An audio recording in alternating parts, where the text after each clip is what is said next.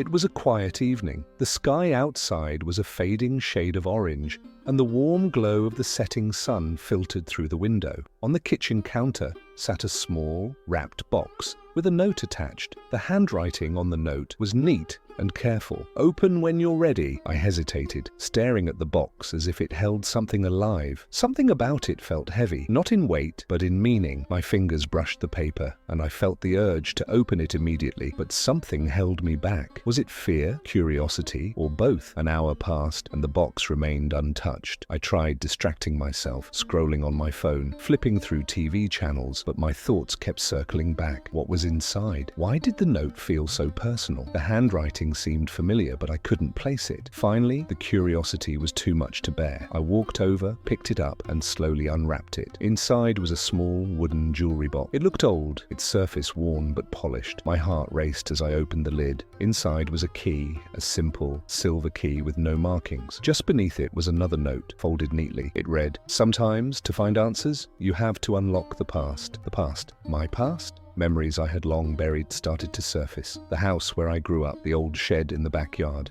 the secrets I had chosen to forget. Could this key be to that shed? It seemed impossible. That house had been sold years ago, and I hadn't set foot there in over a decade. But something inside me knew. This key was meant for me, and it was calling me back. The next morning, I found myself standing in front of the house. It looked the same, yet different. The paint was peeling, the garden overgrown, but the structure was unmistakable. Memories rushed back, playing in the yard, the sound of my mother's laughter, the way my father's voice echoed through the halls. I walked around to the backyard, my heart pounding. The shed was still there, though it looked as if it hadn't been touched in years. Vines crept along its sides, and the door was slightly ajar, as if waiting for me. I pulled the key from my pocket and inserted it into the lock. It fit perfectly. The door creaked as I pushed it open, revealing a dimly lit interior filled with dust and cobwebs. But there, in the center of the room, was a table. On it sat a journal and a photograph. The photograph stopped me cold. It was of my family, my parents and me, taken when I was a child, but there was something strange about it. A figure stood in the background, partially hidden by shadows. It was faint,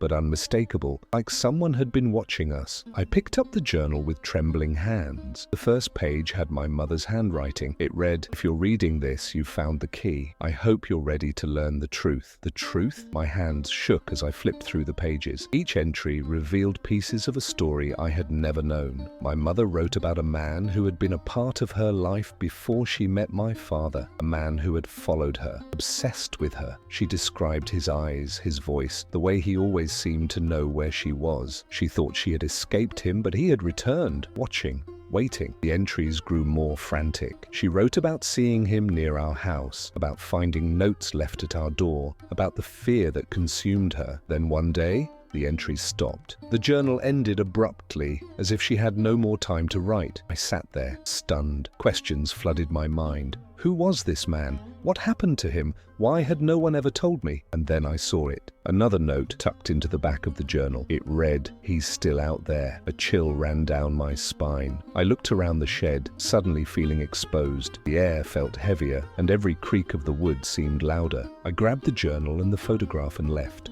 locking the shed behind me. Back home, I couldn't shake the feeling of being watched. Every shadow seemed deeper, every sound more menacing. I double-checked the locks on my doors and windows, but it didn't help. The photograph haunted me, that shadowy figure in the background. Who was he? And then it hit me. The handwriting on the note that came with the box. It wasn't my mother's, it wasn't anyone I knew, but it matched the handwriting in one of the notes my mother described in her journal. The box, the key, the shed. It wasn't my mother who had sent them. It was him. The rooms seemed to close in around me as realization set in. He had found me. All these years he had been waiting, watching, and now he wanted me to know. The knock at the door came just as the lights flickered out.